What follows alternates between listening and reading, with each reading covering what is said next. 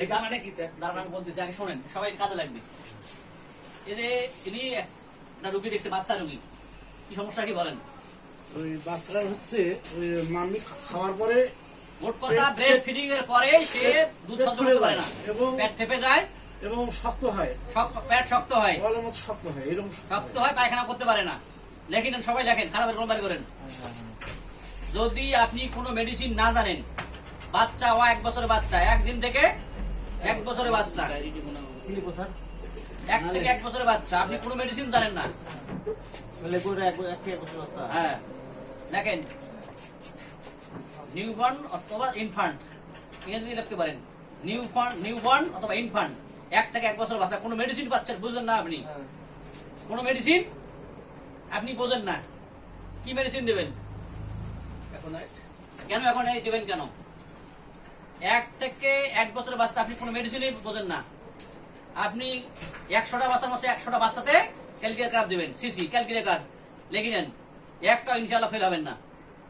1 বছরের বাচ্চা, একদিন থেকে 1 বছর বাচ্চা, আপনি কোনো মেডিসিনই জানেন না, পাচ্ছেন না, ক্যালকুলেটর কার্ড দিবেন, যে পদ দেন দেন, 30, 200, 1M, 10M যেভাবে পান দেন, সমস্যা নাই। বাচ্চা ওষুধ খাওয়ার নিয়ম কি?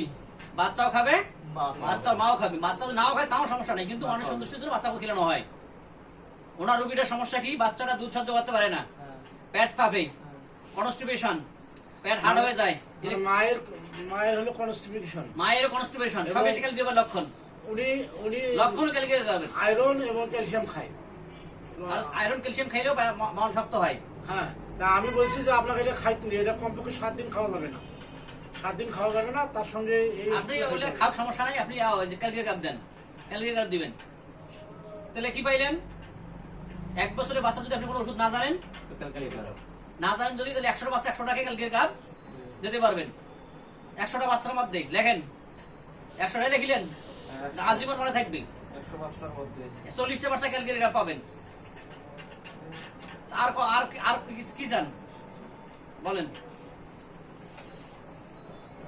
100টা বাচ্চার মধ্যে 40টা বাচ্চা ক্যালকুলেট কাপ পাবেন, যে ক্যালকুলেট সম্বন্ধে আপনার ধারণা থাকতে হবে না, আপনি না হাতে মরবেন, আজীবন লাগবে, কিয়ামত মরার একদিন পর্যন্ত যদি আপনি রোগী দেখেন।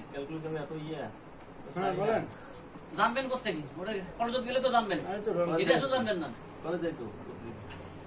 জানতো কিন্তু জানেন কি সমস্যা?